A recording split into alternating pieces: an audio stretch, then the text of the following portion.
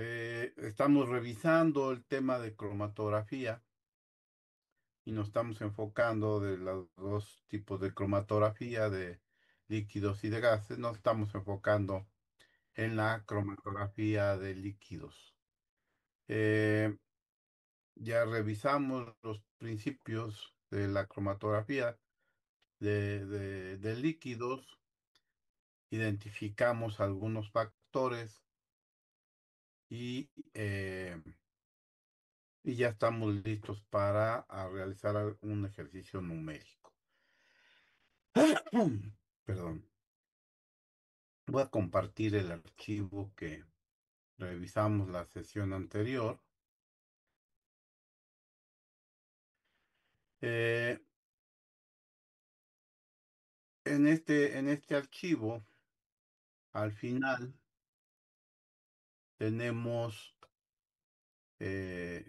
una aplicación específica que vamos a revisar rápidamente para realizar el ejercicio numérico. Estamos en la parte casi final del archivo que vimos la sesión anterior y lo que vemos aquí es precisamente que hemos trabajado el, los experimentos factoriales, ¿verdad? En donde, pues como ya comentamos, estudia los efectos sobre alguna cantidad observable de la variación de dos o más factores. Entonces, eso es lo que hemos estado estudiando hasta ahorita. Y en cromatografía de líquidos también podemos realizar cuando estamos desarrollando condiciones experimentales eh, para ver el efecto que tienen las mezclas sobre las respuestas que podemos medir en cromatografía de líquidos y que vimos en la sesión anterior. Bueno, nada más describir este tipo de experimentos que también se aplican mucho en lo que es desarrollo farmacéutico, que son experimentos de mezclas, ¿verdad? En este caso, la respuesta depende de las proporciones relativas de las variables o factores presentes en la mezcla y no de la cantidad de la mezcla. Entonces, por ejemplo, en cromatografía de líquidos, la mezcla de disolventes en la fase móvil tienen un efecto como un todo, tienen un efecto sobre las respuestas que podemos medir en cromatografía de líquidos. Entonces, vamos a revisar lo que son estos experimentos de mezclas. Tal vez no hayan tenido contacto con ellos, ¿verdad? Con este tipo de diseños experimentales de mezclas.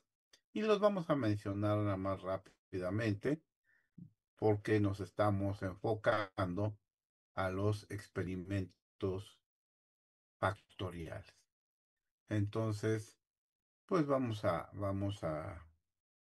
revisar qué son los diseños de mezcla. Vamos a suponer que tenemos una mezcla de dos variables, dos disolventes para una fase móvil, ¿verdad? Por ejemplo, o dos componentes en una mezcla sobre y medimos la respuesta. ¿Verdad? Los componentes, el componente A y el componente B. ¿Verdad? Aquí lo que estamos viendo es que el componente A va de 0 a 100%, ¿verdad? De 0 a 100% para la izquierda, y el componente B va de 0 a 100% hacia la derecha. Entonces, vamos teniendo diferentes proporciones del disolvente A y disolvente B, que nos van a dar una respuesta determinada, probablemente un tiempo de retención, una, una resolución, etcétera, en cromatografía de líquidos. O bien, si estamos mm, probando los componentes para una extracción líquido-líquido, por ejemplo, probablemente podamos entonces medir respuestas de recuperación, ¿verdad? Entonces, que es precisamente un ejemplo que está aquí en sus notas. Entonces, vamos a realizar dos experimentos, ¿verdad? Vamos a realizar tres experimentos y así vamos a ir realizando los experimentos uno por uno para ver la respuesta que estamos obteniendo, para optimizar esa respuesta. Por eso este tipo de diseños también o se utilizan mucho para procesos de optimización. Eh, y cuando nosotros tenemos los dos experimentos, ¿verdad? Pues vamos a ir viendo el desplazamiento de la respuesta. Y hay ciertas herramientas que podemos utilizar para ir optimizando esa respuesta. Si trabajamos con tres variables, bueno, tenemos una forma triangular, ¿verdad? Lo que llamamos diseños ternarios, ¿verdad? O mezclas ternarias. Tenemos tres componentes, en este caso, nuevamente puede ser la fase móvil en un método por cromatografía y lo que estamos viendo aquí es precisamente el diagrama ternario. Entonces tenemos, en este caso, lo leemos así como viene de acá para el componente A, parte de aquí, de este valor, de esta base del triángulo, ¿verdad? Hacia el 100% de A. Entonces tenemos 0% y luego proporcionalmente hasta llegar, o linealmente, hasta llegar hasta el 100%. Ahora tenemos entonces diferentes valores de A. Para B, vamos a partir, si acá está en este vértice, está el componente B, pues va a venir de esta base, que es 0% de B, hasta 100% de B, ¿verdad? Viene para acá. Y para el componente C, viene de esta base de 0% y se va hasta 100% de C. Entonces, eh, así es como se construye un diagrama ternario para fases móviles, para separaciones complejas, ¿verdad? Y bueno, dentro de este triángulo tenemos diferentes composiciones de A, B y C. Y entonces podemos generar un diseño experimental con esos componentes. Le llamamos precisamente diseño de experimentos o diseño de mezclas, ¿verdad? Diseños experimentales de mezclas. Y pueden ser, bueno, ¿sí? ¿Alguien tiene prendido el micrófono? ¿Ya? Ok. Entonces, tenemos los componentes que nosotros queramos estudiar, igual que en diseños factoriales. Entonces, aquí hacemos la mezcla vemos en el experimento qué respuesta tenemos y, y así vamos optimizando la respuesta que estamos midiendo, la respuesta analítica. ¿Hasta aquí alguna pregunta, comentario, duda? No, profesor, todo bien. Ok, Todo gracias. bien, profe, gracias. Gracias. ¿Alguien tiene prendido su micrófono acá?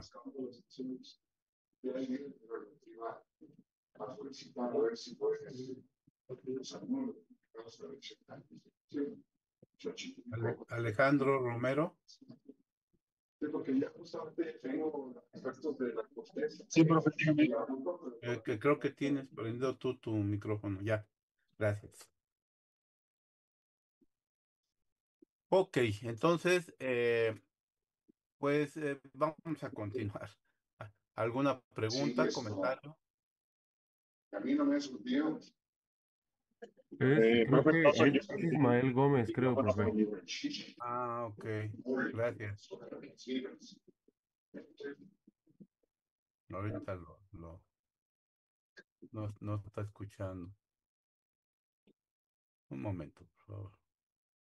Creo que lo puede silenciar usted, profe. Sí, lo estoy buscando,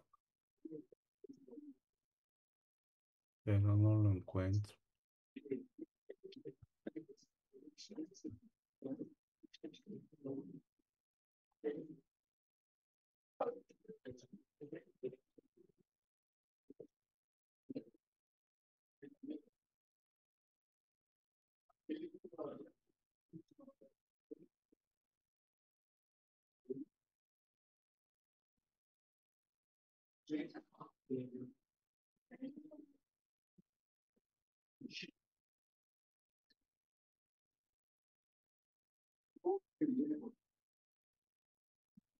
No, no lo localizo.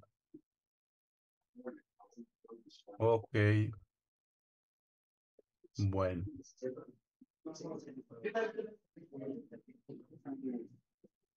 un momento. Ah, sí, ya, listo. Ok, continuemos. Entonces vamos a suponer que hacemos para una mezcla binaria, necesitamos mínimo dos respuestas, ¿verdad? Eh, para comenzar y, eh, y para dos variables necesitamos entonces más bien tres experimentos. Entonces, en este caso, una mezcla de dos variables, pues, ¿no? Una en donde está el 100% de A, 0% de B, obtenemos una respuesta. Otro experimento en donde tenemos 0% de A, un 100% de B, obtenemos esta respuesta de 15. Y otro experimento, el tercer experimento, en donde están al 50% cada componente y obtiene una respuesta de 20.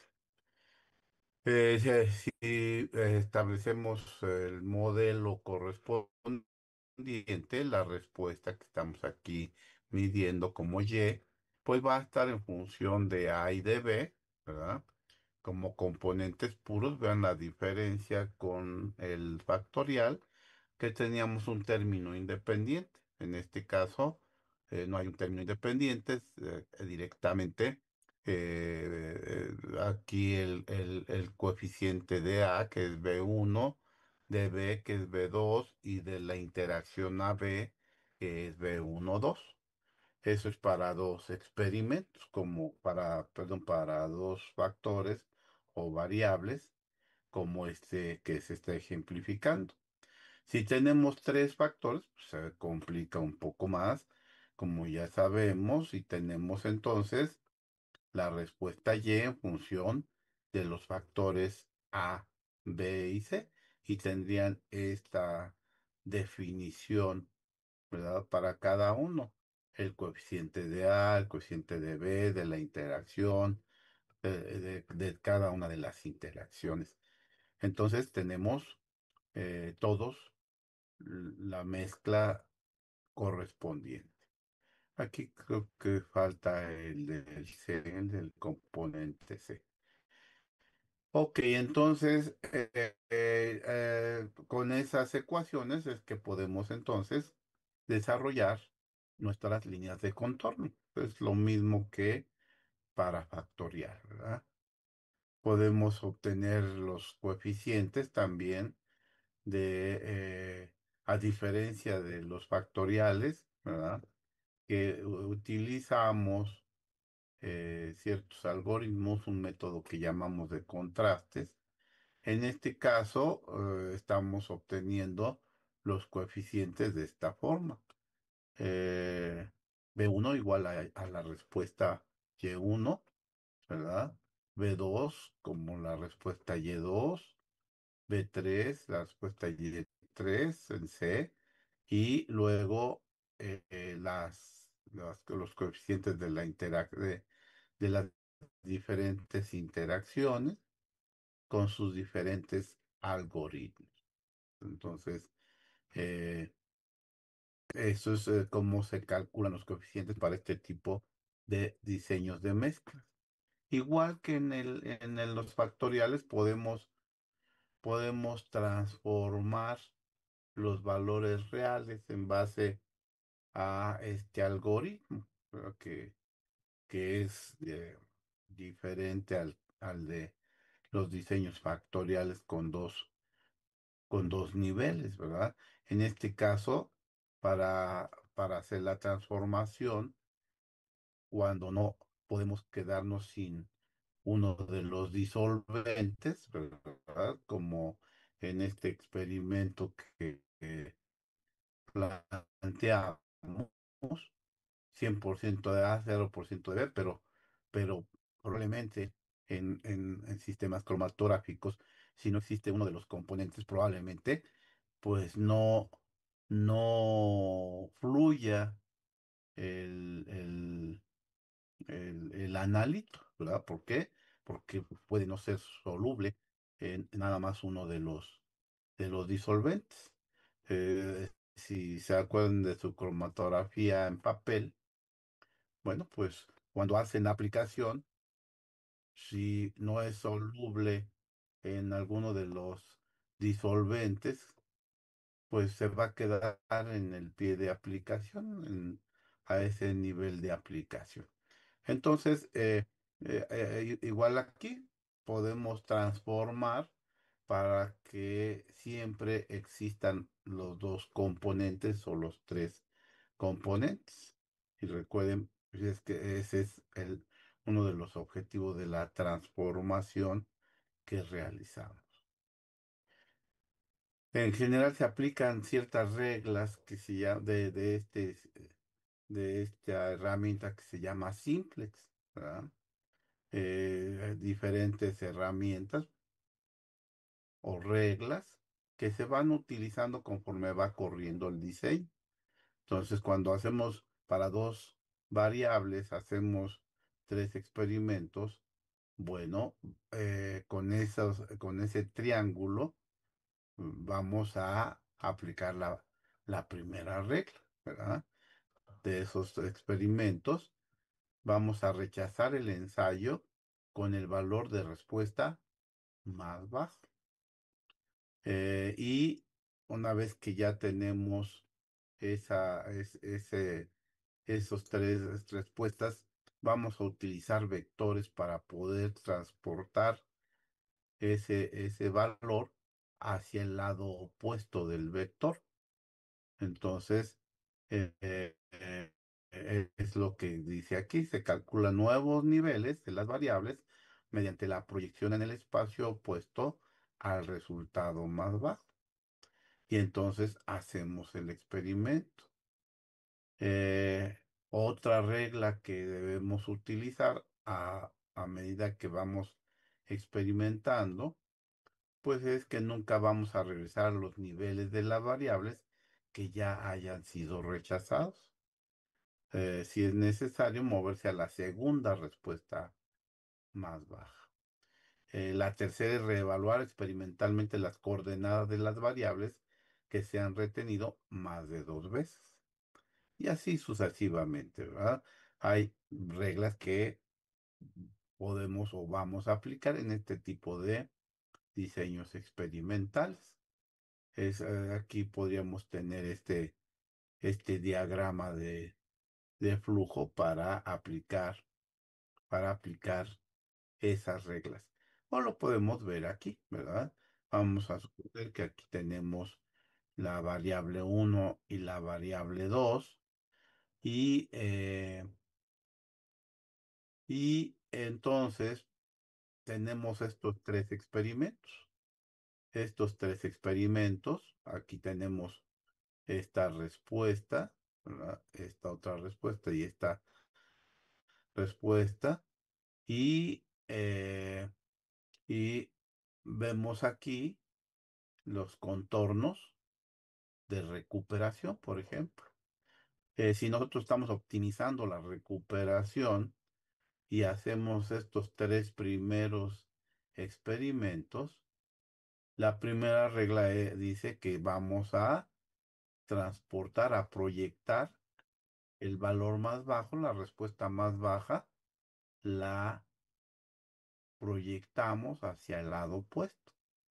Es decir, este vector lo vamos a localizar en el lado opuesto del sistema. Entonces, eh, en estas coordenadas, aquí que vemos en esta parte, en estas coordenadas de la variable uno y la variable 2, aplicamos el experimento y entonces tenemos estos nuevos tres vértices, ¿verdad? Este triángulo, aplicamos nuevamente la primera regla, ¿verdad? Seleccionamos, vean que aquí podemos seleccionar en esta parte y lo proyectamos, ¿verdad? Obtenemos la respuesta aplicando el experimento y tenemos otros tres vértices, otro triángulo.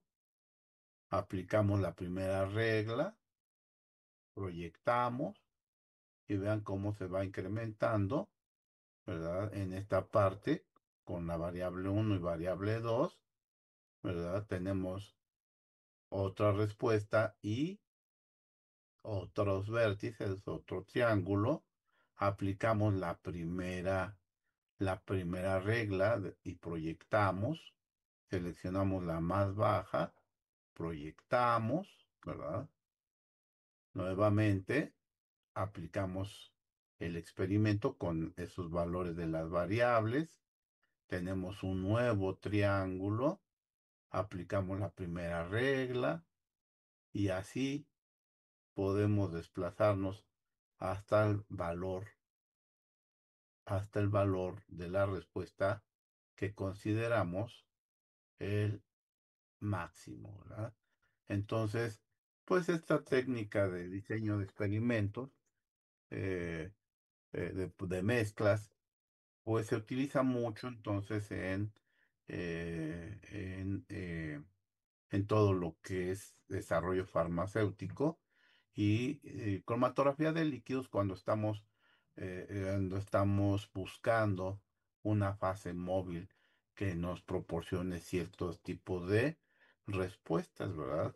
Ciertos tiempos de retención, ciertas resoluciones, etcétera, etcétera, ya que pues en la medición lo que va a afectar no necesariamente va a ser la recuperación, ¿verdad? Porque ya aplicamos el tratamiento y ahora estamos aplicando el proceso de medición.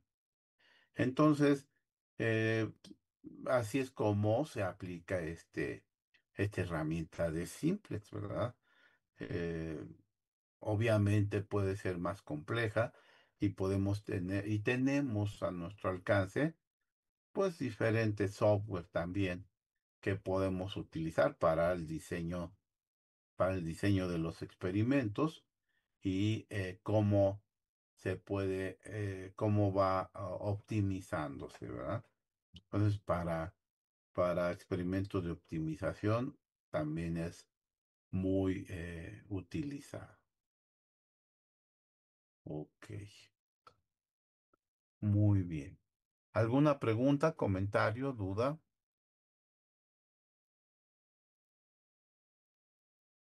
Ok, Yo, bueno, pues me va a estar bien.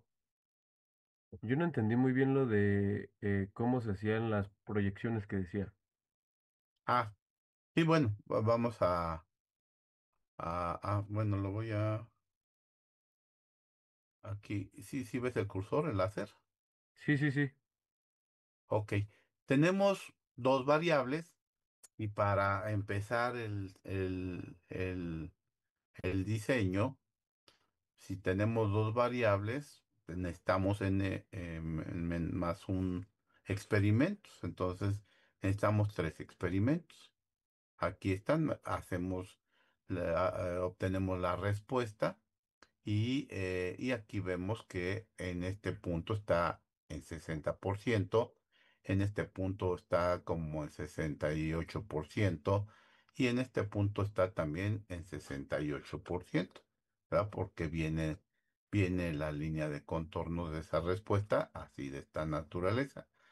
Entonces, en la primera regla que dice rechazar el ensayo con el valor de respuesta más bajo, y se calcula nuevos niveles mediante la proyección en el espacio opuesto al resultado más bajo. ¿Qué quiere decir esto? Que tomo esta,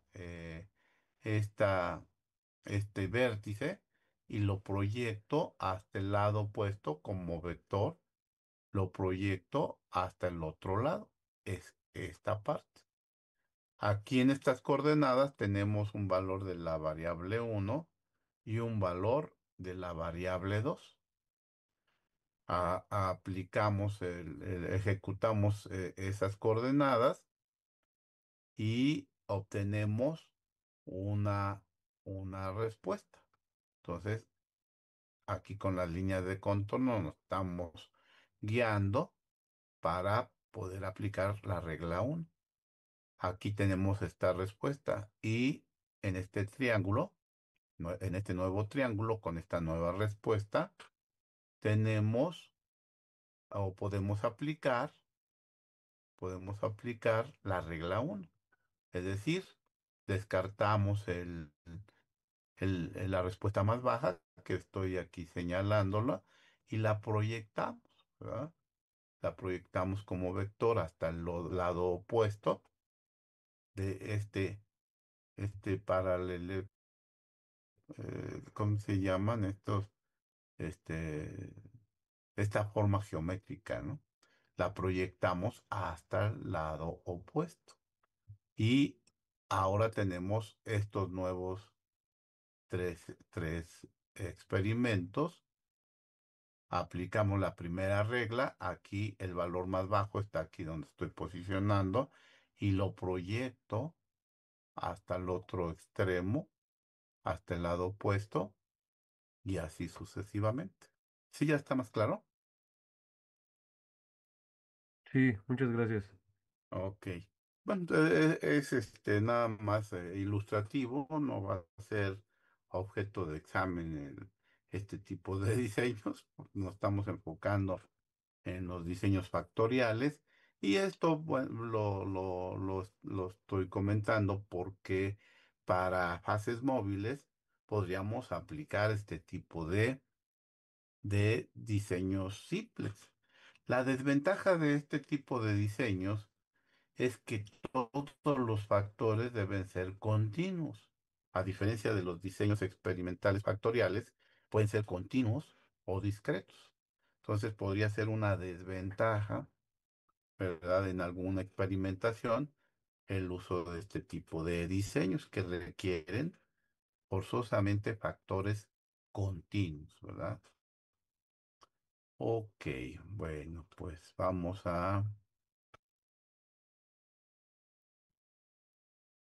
Vamos a dejar de compartir esta presentación y nada más quería que, que tuvieran en cuenta también que hay otros diseños experimentales que pueden ser usados dependiendo de lo que queremos obtener. Ok, y vamos entonces a la aplicación que vamos a tener el día de hoy, una aplicación numérica para procesos cromatográficos. Para eso voy a compartir un archivo que también ya les incorporé en el Drive. Lo vamos a ver aquí. Entonces vamos a hacer esta aplicación de lo que vimos en la sesión anterior y luego nos vamos sobre un ejemplo numérico y si nos da tiempo haremos uso de algunos videos para que vean también el uso de otro tipo de software para resolver algunos casos cromatográficos y que no se queden con la idea de que lo que hay disponible en el mercado es una hoja electrónica. Recuerden que esa hoja electrónica es para nuestros fines del curso, es decir, que aprendan al manejo de las líneas de contorno, que es precisamente lo que el software que está disponible en el mercado lo utiliza normalmente con líneas de contorno para poder encontrar las mejores respuestas que estemos buscando. Ok, entonces comencemos con con lo que corresponda a esta sesión. Eh, Tenemos entonces esta aplicación que tiene como objetivos entender la importancia de la estructura y las propiedades de los compuestos que se van a separar por cromatografía de líquidos. Entonces, eh, vamos a seleccionar únicamente en base a las propiedades de los compuestos, algo que seguramente les enseñaron los que llevaron cromatografía, a seleccionar una fase estacionaria, un detector, de acuerdo a las propiedades de los fármacos o analitos que queremos medir. Debemos ser capaces de predecir el orden de elusión de los componentes de una mezcla en base a lo que ya vimos la sesión pasada y veremos el efecto del tamaño de partícula, longitud de la columna, composición de la fase móvil, la velocidad de flujo sobre una separación determinada. Es decir, vamos a seleccionar factores y vamos a ver los efectos que tienen esos factores sobre la respuesta que estemos midiendo. Y como siempre, vamos ahora a medir dos respuestas. Ya estamos midiendo dos respuestas en nuestras aplicaciones. Debemos entonces recordar el proceso cromatográfico. Las propiedades que tienen los analitos son las que vamos a revisar. Debemos recordar nuestro esquema de cromatografía de líquidos. Ya lo desglosamos la sesión pasada. Y vamos a suponer que tenemos tres moléculas, las mismas que hemos estado usando en nuestro curso, como es la aspirina, el paracetamol y la cafeína. Ya hemos visto algunas propiedades de de estos fármacos, propiedades químicas, físico-químicas, y, y bueno, ahora lo tenemos o lo vamos a aplicar. ¿Qué es lo que vamos a investigar? Pues precisamente la naturaleza química de la aspirina, el paracetamol y la cafeína, en términos de polaridad, ¿verdad? Principalmente. vamos a seleccionar un detector de los que están disponibles en el mercado en base a las propiedades que tienen esas moléculas. También en base a eso seleccionaremos la fase estacionaria y realizaremos la separación correspondiente. Y llevaremos a una optimización determinada.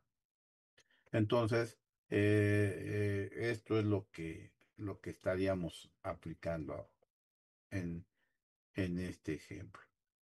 Debemos entonces recordar lo que es la naturaleza química de las moléculas, ¿verdad? Eso nos va a dar información acerca de la retención y el orden de elusión, lo que vamos a utilizar.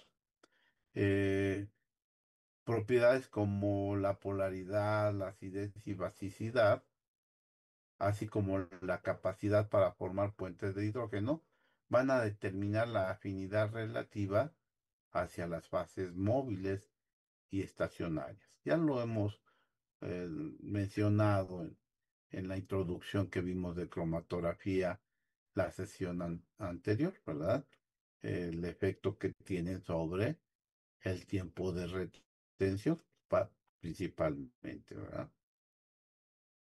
También algunos algoritmos para medir esas respuestas del cromatograma, ¿verdad? Como el factor de capacidad, ¿verdad? Que considera el tiempo de retención del analito, ¿verdad? En base a un tiempo muerto, es decir, un espacio vacío antes de llegar a la fase estacionaria. A eso le llamamos tiempo muerto. Por eso no debemos tener una, una longitud de tubería muy grande antes de llegar a la columna cromatográfica. Debe ser lo más corto que se pueda. Y eso va a depender de la configuración que tengamos del sistema cromatográfico. Muy bien, empecemos entonces con las estructuras de estas moléculas. Aquí tenemos la aspirina, ¿verdad? Debemos recordar que los grupos carboxílico pueden formar puentes de hidrógeno fuertes, por lo cual pues se hacen muy polares este tipo de grupos funcionales. El anillo aromático le confiere más bien una característica no polar, ¿verdad? Eh, pero los grupos que están unidos a esos anillos, por ejemplo, pues les van a conferir cierto nivel de polaridad. Entonces tenemos este grupo carboxílico, este grupo eh, éster, ¿verdad? Que hace a la molécula de aspirina. O el grupo paracetamol, tiene un grupo OH, es menos polar que la aspirina, porque pues sí puede formar puentes de hidrógeno, pero no tan fuertes como el grupo carboxílico. Aquí en este caso el grupo nitrógeno tiene un par de electrones no compartidos que le pueden conferir en vez de una característica básica, una característica ácida, ¿verdad? Eh, y tenemos la cafeína, que es una molécula no polar, no los grupos carbonilo que tienen aquí no son capaces de formar puentes de hidrógeno eh, prolongados. Entonces, y tiene también pares de electrones no compartidos que le va a conferir alguna característica ácida también. Pero son una base y ácidos, ¿verdad? Entonces, tenemos ya las moléculas, tenemos ciertas propiedades que ya comentamos, ¿verdad? Si puede formar puentes de hidrógeno, pues va a tener una característica polar, ¿verdad? Entonces ya sabemos de estas tres moléculas, podemos contestar algunas preguntas. Por ejemplo, podemos contestar cuál sería la molécula más polar,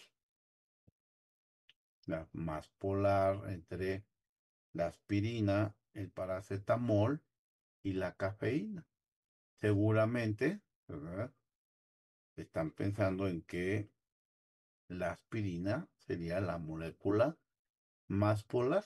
También podemos contestar cuál sería la molécula menos polar, ¿verdad? La cafeína. De hecho, recuerden que también utilizamos estos conceptos en el primer examen, ¿verdad? Para saber qué moléculas iban a estar en una fase orgánica o en una fase acuosa, ¿verdad? ¿Cuál de las tres moléculas forma más fácilmente puentes de hidrógeno? Bueno, también podemos contestar eso. Aspirina. ¿Cuál es más ácido? Bueno, también lo podemos contestar, ¿verdad? Ya vimos la estructura, la aspirina es el más ácido. ¿Y cuál sería el más básico? Entonces, podríamos nosotros tener como más básico la cafeína o el paracetamol, ¿verdad? Porque tiene un grupo acetamida, el paracetamol, que pues le puede conferir una característica más básica. Pero pues la cafeína tiene esa estructura con grupos nitrógeno y obviamente que le van a conferir una característica más básica. ¿Cuál sería débilmente ácido? Bueno, pues ahí entonces donde entra el paracetamol, ¿verdad? Que está intermedio entre entre la aspirina y la cafeína. Podríamos contestar cuál es más soluble en metanol. Bueno, podríamos nosotros tener la aspirina y también el paracetamol, ¿verdad? Eh, los dos son solubles, pero ¿cuál de los dos, cuál de los dos son, cuál de los dos es el más soluble? Y entonces tenemos que dejar aspirina. ¿Cuál sería de los tres más fácilmente soluble en cloroformo? Bueno, el no polar es el que sería más soluble en cloroformo. Y así, contestando estas preguntas de la naturaleza química de estos componentes, vamos a poder contestar otro tipo de preguntas, como puede ser el, el- la ilusión que pueden tener en los diferentes tipos o modos de cromatografía que vimos en la sesión anterior, fase inversa o fase normal. Para seleccionar el detector, ¿verdad? Para seleccionar el detector, pues necesitamos también saber algunas características de las moléculas. Por ejemplo, eh, debemos saber si altera el índice de refracción o no de la fase móvil. Entonces, debemos seleccionar un detector que pueda medir las tres moléculas. Entonces, debemos encontrar una propiedad de los analitos que sea común y de esa manera vamos a elegir el detector correspondiente en esta parte o en esta otra columna. Entonces, alteran el índice de refracción de la fase móvil las tres moléculas, sí o no. Un minuto para pensarlo.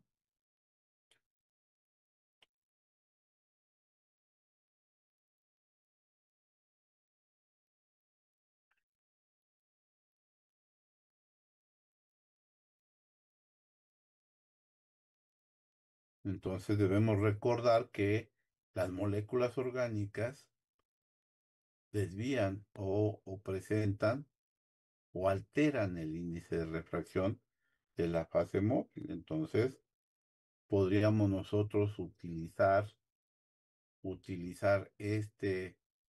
esta propiedad, ¿verdad? Es decir, debemos buscar el detector que mida esta propiedad. Podemos entonces seleccionar el índice de refracción como detector para medir las tres moléculas.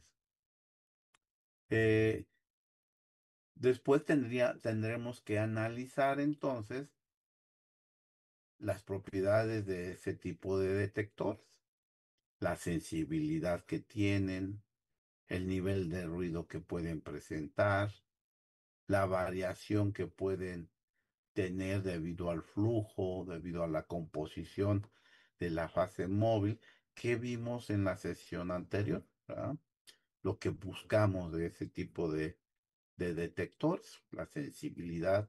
Recuerden que vimos varios y que dijimos al final que pues queremos que sean buenos, bonitos y baratos, ¿verdad? Entonces, es uno de los detectores que podríamos utilizar para detectar las tres moléculas. La sensibilidad es la que tendríamos que ver si es o no la adecuada para la aplicación que nosotros queramos hacer. La siguiente propiedad es la fluorescencia. Tenemos que preguntarnos si las tres moléculas presentan o no fluorescencia. Entonces, pues sí presentan fluorescencia, ¿verdad? Pero débil. Entonces, sí, débil. Entonces, podríamos utilizarlos, ¿verdad? Pero también tendríamos que analizar la sensibilidad correspondiente. Entonces, ese es otro detector que podríamos utilizar. Por la característica débil de la fluorescencia, tenemos que ver la pertinencia de usar ese tipo de detector. Pero las tres moléculas pueden presentar fluorescencia, unas más abundante que otras, ¿verdad? La cafeína podría presentar una mayor fluorescencia que las otras dos. Las otras dos, por el tipo de estructura química y los grupos funcionales, pues le hacen perder que sea débil la fluorescencia. El tercero sería si absorbe radiación ultravioleta. Las tres moléculas absorben radiación ultravioleta. 30 segundos para pensarlo. Sí, ¿verdad? Sí, absorben los tres radiación ultravioleta. Entonces, también sería un detector a utilizar. La intensidad de las tres moléculas para absorber radiación ultravioleta, pues va a depender de la longitud de onda que utilice, pero es una posibilidad. Entonces, podemos nosotros elegir detectores de absorbancia ultravioleta de longitud de onda fija o de longitud de onda variable, ¿verdad? Ya actualmente casi todos los instrumentos son del tipo B, por ser los más convenientes, poder variar la longitud de onda y no ser de longitud de onda fija. Entonces, ese es otro detector que puedo utilizar que puede ser más sensible que los otros dos y puede tener ciertas ventajas sobre otro tipo de detectores. Entonces, ahí está, lo podemos utilizar. Sería hasta ahorita de los más viables, ¿verdad?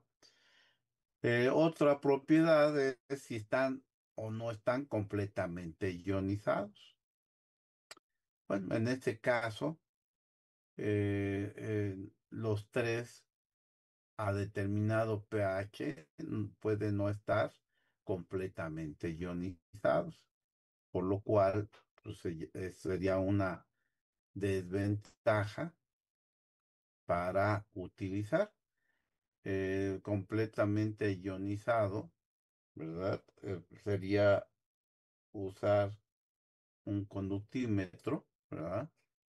Porque podría conducir la electricidad fácilmente si está completamente ionizado. Pero, pues obviamente, algunos a un determinado pH podrían estar menos ionizados que otros, entonces no es el más conveniente. Y por último, si presenta fácil oxidación o reducción electroquímica. Y ahí otra vez, ¿verdad? Podría ser una desventaja porque algunos van a presentar menos oxidación o menos reducción que otros, ¿verdad? De las tres moléculas que queremos utilizar, que nos permitiera utilizar el detector amperométrico. Entonces, vean que con la pura estructura química estamos tratando de seleccionar el mejor detector. Entonces, para estas tres moléculas, el mejor detector, ¿verdad? Sería el de absorción de la radiación, un detector de ultravioleta. Y tenemos, como ya vimos en espectrofotometría, ultravioleta clásica y de arreglo de diodos, como también vimos en el video de la sesión anterior, un cromatógrafo con un detector de arreglo de diodos. Y ya vimos en espectrofotometría entonces a lo que nos referimos con espectrofotometría de arreglo de diodos. ¿Hasta aquí alguna pregunta, comentario, duda? Ya con la estructura pudimos seleccionar un detector. Todo bien, profe. Bien, Ok, profesor, gracias. muy bien. Ahora seleccionemos nada más basados en la estructura la fase estacionaria. Entonces tenemos, ¿verdad? Diferentes fases estacionarias. Aquí nada más tenemos 10, ¿verdad? Enunciadas. Una que se denomina sílica no modificada. Recuerden que en esa, derivada de la tierra de diatomáceas, ¿verdad? No le hacen ninguna modificación y está exponiendo los grupos silanoles, ¿verdad? Los grupos silanoles, los está exponiendo. Y eso es lo que le confiere una característica muy polar. Entonces tenemos sílica no modificada, que es polar, ¿verdad? En este caso es la más polar de todas las fases estacionarias. Y después tenemos sílica modificada, es decir, le unimos a los grupos silanoles diferentes grupos, ¿verdad? Aquí 18 carbonos para denominarlo octadecil, ¿verdad? Octadecil silano, es decir, de sílica modificada con 18 carbonos unidos que le confiere una característica no polar. Esta sería la más no polar de todas las fases estacionarias, con 18, con 18 carbonos. Y bueno, a partir de ahí, pues, le pueden unir 8 carbonos o carbonos más cortos, ¿verdad? O cadenas más cortas. Y esta gama de polaridades, pues es lo que nos va a permitir lograr una adecuada separación. Podemos adicionarle, ¿verdad? No grupos hidrocarbonados, sino diferentes grupos que le van a conferir una característica más polar. Entre no polar y polar vamos a tener diferentes grupos unidos a los silanoles que van a estar entre polar y no polar y van a tener una característica con mayor tendencia hacia lo polar. Entonces tenemos grupos fenilos, aminos, nitrilos, dioles, que sería el más polar de los grupos pequeños. Eso es cuando tenemos sílica no modificada y sílica modificada. Podemos eh, tener, tener fases estacionarias eh, aniónicos y o catiónicos para moléculas que están muy ionizadas, ¿verdad? Y podemos entonces tener un intercambio aniónico o un intercambio catiónico. Los, las moléculas catiónicas se intercambiarán con una fase estacionaria aniónica y las moléculas aniónicas o con una alta carga negativa se unirían a la catiónica, ¿verdad? Logrando un intercambio catiónico. Entonces, la fase estacionaria si se ioniza completamente, ¿verdad? Podríamos utilizar como fase estacionaria intercambio aniónico o catiónico, dependiendo de la ionización que tenga. Y el otro tipo es como el que vimos en la sesión anterior de cromatografía de exclusión para tamaños moleculares grandes, ¿verdad? Podríamos utilizar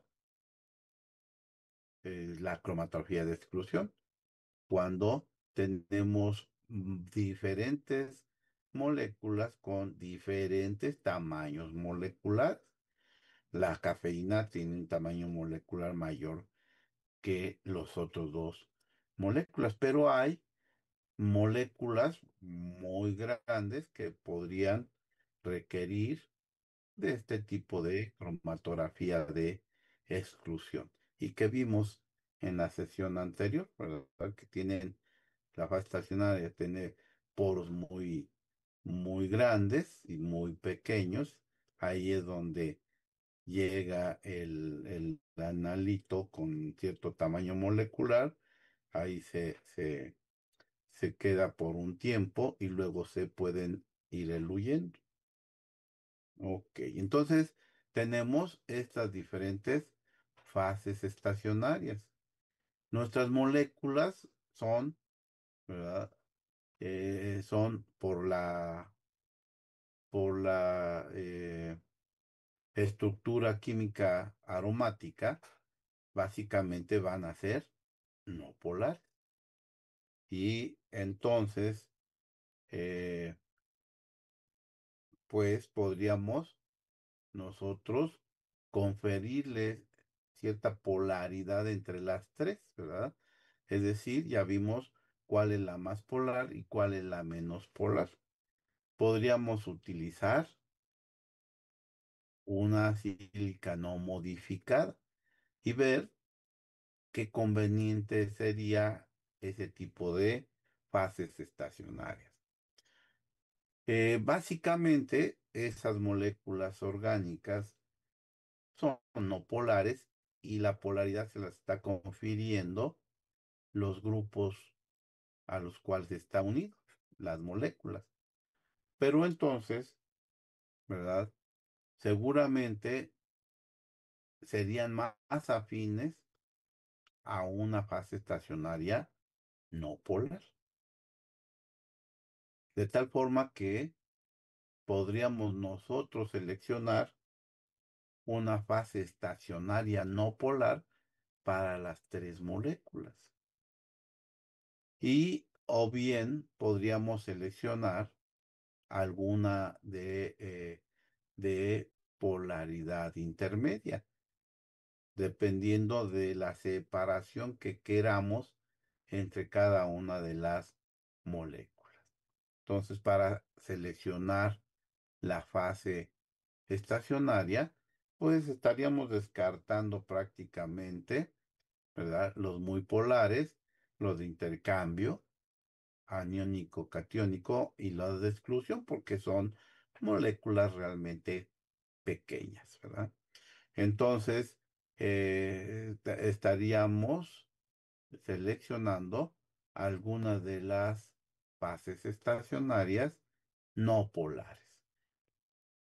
Y podríamos entonces aprovechar ese factor de polaridad de la fase estacionaria para desarrollar nuestro proceso cromatográfico.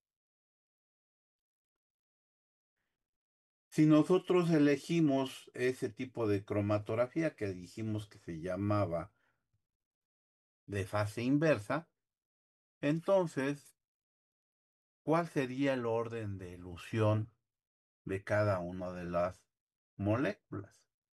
Entonces, bueno, en una fase inversa, en una fase inversa, el orden de elusión, ¿cuál sería? El 1, 2, 3, 4, 5, 6. Vamos a darle medio minuto para que lo piensen. Recuerden que lo similar disuelve lo similar. Si la fase inversa, si la fase inversa, voy a borrar esto, inversa, la fase inversa tiene afinidad por las moléculas no polares, ¿cuál de las tres moléculas sería la más no polar? Y esa sería más retenida, ¿verdad? Después la menos polar y luego la menos polar, es decir, la más polar. Muy bien, ¿verdad? El orden de elusión, entonces, sería que va a salir muy más rápido porque tiene más afinidad por la fase móvil polar. Saldría primero la aspirina, después el paracetamol y al último la cafeína, ¿verdad? Porque es la que se retendría más en esta fase inversa. ¿Sí está claro? Entonces, podríamos o ya podemos nosotros predecir el orden de elusión únicamente basado en la estructura química. Entonces, ya podemos contestar ese tipo de preguntas. ¿Comentarios, dudas?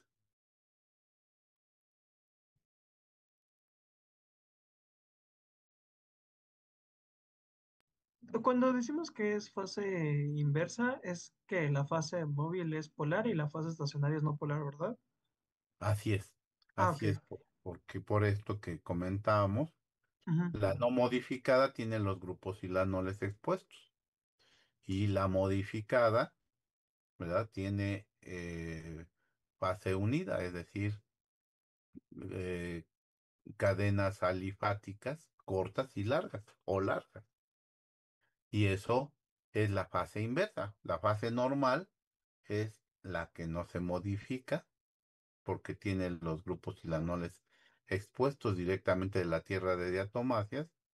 Y la inversa, es decir, ¿verdad? Unimos estos grupos funcionales para invertir la polaridad, ¿de acuerdo? Para que lo tengan en cuenta. Sí, profesor, gracias. Muy bien, entonces vamos a resolver nuestro primer caso de cromatografía y, vamos a tal vez nada más a plantearlo porque ya se está acabando el tiempo. Y aquí tenemos entonces que se desea separar y cuantificar los fármacos descritos abajo. Eh, Tenemos esta molécula y esta otra molécula. Ahorita no nos importa el nombre, ¿verdad? Solamente su estructura química y las queremos cuantificar. En todo caso, vamos a denominarle molécula A y molécula B. Entonces, eh, el marco teórico es que se encuentran esas dos moléculas en un gel mantenido a 30 grados durante un año. Entonces, las queremos cuantificar para saber cuánto se ha degradado, si es que se ha degradado.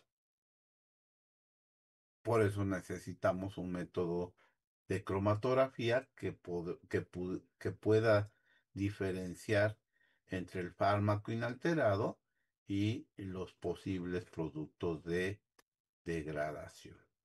Si existen productos de degradación y nada más queremos cuantificar el fármaco inalterado, pues entonces deberíamos de ejecutar un tratamiento de la muestra que elimine esos productos de degradación. Y lo que nos dan de información es el tratamiento de la muestra ya demostrado que es capaz de eliminar la mayor parte de componentes presentes en la fórmula, que puede incluir productos de degradación o bien, ¿verdad? Tal vez como es un estudio de estabilidad, tal vez también queramos cuantificar los productos de degradación. En este caso, únicamente queremos los fármacos inalterados. Entonces, con esta información debemos proponer la polaridad de la fase estacionaria de la columna cromatográfica, la polaridad de la fase móvil y el tipo de detección que podemos realizar. En cada caso, justificar la propuesta y describir el orden de elusión. Entonces, eh, para no irnos a trabajo en equipo, vamos a plantearlo aquí en la pantalla. A ver, hay una pregunta, perdón. Ok, sí, cafeína. Entonces, vamos a plantearlo directamente utilizando las preguntas que nos hicimos en el ejercicio anterior. Por ejemplo, ¿cuál de las dos moléculas es la más polar? ¿La A o la B? Entonces, la más polar, la más polar sería la A, ¿verdad? Sería la más polar. La menos polar sería la B, menos polar. Eh, la siguiente es cuál podría formar más fácilmente puentes de hidrógeno. Pues nuevamente, por eso le está dando la característica polar, bueno, puente de hidrógeno puede formar la molécula A, ¿verdad? Y luego podemos nosotros entonces proponer la polaridad de la fase estacionaria. Por ejemplo, eh, ya con los elementos del ejemplo anterior, pues la polaridad de la fase estacionaria podría ser por los elementos de los grupos aromáticos presentes, igual que en el ejemplo anterior, la fase estacionaria podría ser una fase estacionaria no polar, porque lo similar disuelve lo similar, ¿verdad? Y tiene diferentes polaridades las moléculas por los grupos funcionales que tiene cada uno, ¿verdad? Entonces, y por la conjugación, por número de anillos aromáticos, etcétera, que les va a conferir diferente polaridad. Entonces, podríamos seleccionar una fase estacionaria no polar, por lo tanto, tendría que ser una fase una fase móvil polar. Ya tenemos una de las respuestas del inciso A. La polaridad de la fase estacionaria de la columna sería una no polar y la polaridad de la fase móvil sería polar. Y estamos ante un modo de cromatografía inverso, ¿verdad? Y luego el tipo de detección. ¿Qué tipo de detección tendríamos? Ya hicimos en el ejercicio pasado todo un análisis y este tipo de estructuras aromáticas pues van a absorber radiación ultravioleta. Por lo tanto, ya, ya vimos que el tipo de detección sería un detector ultravioleta. Sería la respuesta al inciso A. En cada caso ya justificamos, en el ejemplo anterior, el uso de esas bases estacionarias y ese tipo de detección. ¿Y cuál sería el orden de elusión? ¿Cuál saldría primero, el A o el B? Entonces aplicamos otra vez lo del ejemplo anterior. Si tenemos que la molécula B es la menos polar, bueno, va a tener más afinidad por la fase estacionaria. Si sabemos que la molécula es la más polar, bueno, va a tener más afinidad por la fase móvil. Entonces, la primera molécula que saldría en una fase inversa sería primero A y luego B. Entonces, el tiempo de retención más corto sería el del A y el más largo sería el de la molécula B. ¿Alguna pregunta, comentario, duda?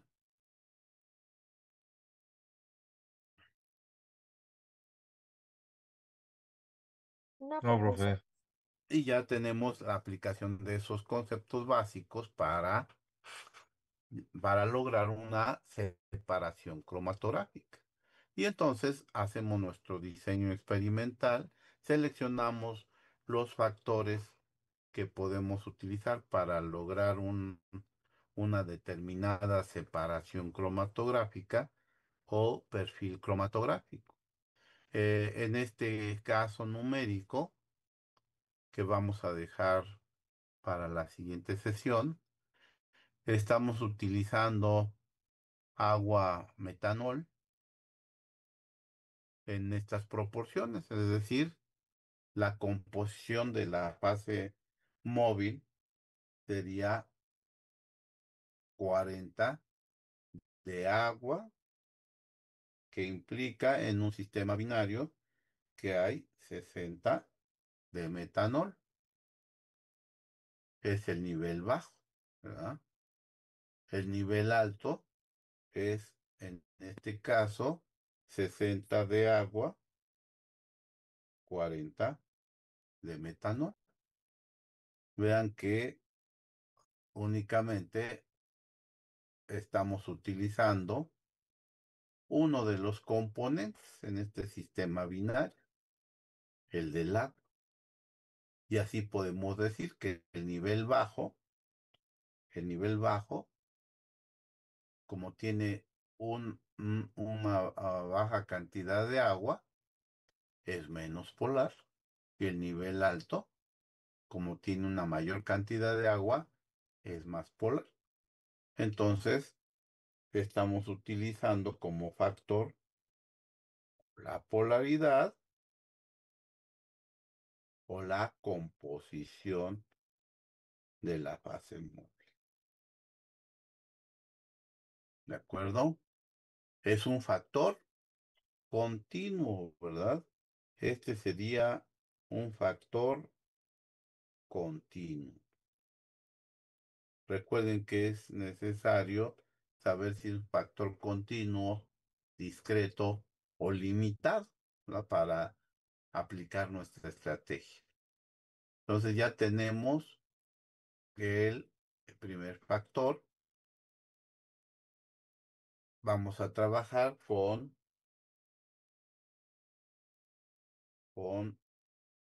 esta parte.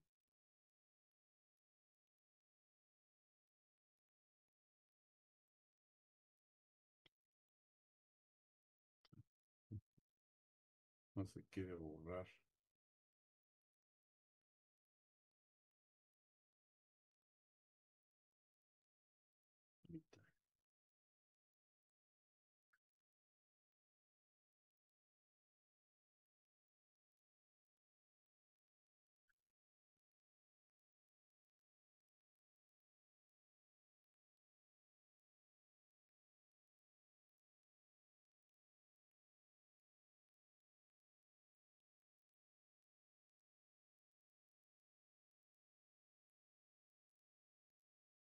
Entonces, estamos utilizando únicamente estos dos valores, ¿verdad? De 40 y 60 en función del agua. ¿Para qué? Pues para poder obtener la media, ¿verdad? Entre 40 y 60 tendríamos una media de 50 y de intervalo de 60 menos 40 sería, perdón, sería un intervalo de 20, ¿verdad? Para que no se confundan con la composición, ¿verdad? Entonces, pues,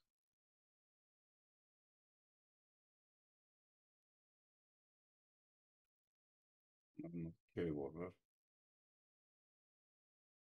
Bueno, entonces, eh, para el flujo igual, ¿verdad? Sacamos la media, el intervalo, para el pH también sacamos la media, el intervalo. Y lo que tenemos que definir es, pues, si es un factor continuo, discreto o limitado. El flujo es continuo, ¿verdad? El pH es continuo, pero el flujo puede estar limitado porque recuerden que al aumentar el flujo, pues puede aumentar también la presión y entonces puede llegar a niveles que no podamos trabajar prácticamente. El pH también está limitado, ¿verdad? Porque eh, puede llegar a un pH que experimentalmente no podamos aplicar. Y de acuerdo a la ionización de las moléculas, pues también se va a ver limitado el uso de ese pH. Entonces, definimos los factores, su clasificación y establecemos los niveles de los factores, así como lo tenemos aquí. Vean que podemos siempre completar la composición. Conociendo uno, se define el otro, ¿verdad? Ok, bueno, pues creo que ahí lo vamos a dejar para la siguiente sesión, resolver este caso en donde pues nos van a requerir dos respuestas, la resolución y el factor de coleo, para que recuerden qué es cada una de estas respuestas, cómo se miden. Nos van a requerir resoluciones mayores de 1.6. Vamos a recordar por qué. Y factores de coleo también menores a 1.4. Y vamos a recordar por qué estos valores son los que más se requieren. Y bueno, obtendremos los valores de A, B y C que nos den esas dos respuestas. Resolución 1.6, factores de coleo menores a 1.4. Usaremos nuestra hoja electrónica para construir las líneas de contorno y en la intersección obtener el área bajo la curva, perdón, obtener los factores A, B y C, aplicando también la estrategia correspondiente. ¿Alguna pregunta, comentario, duda?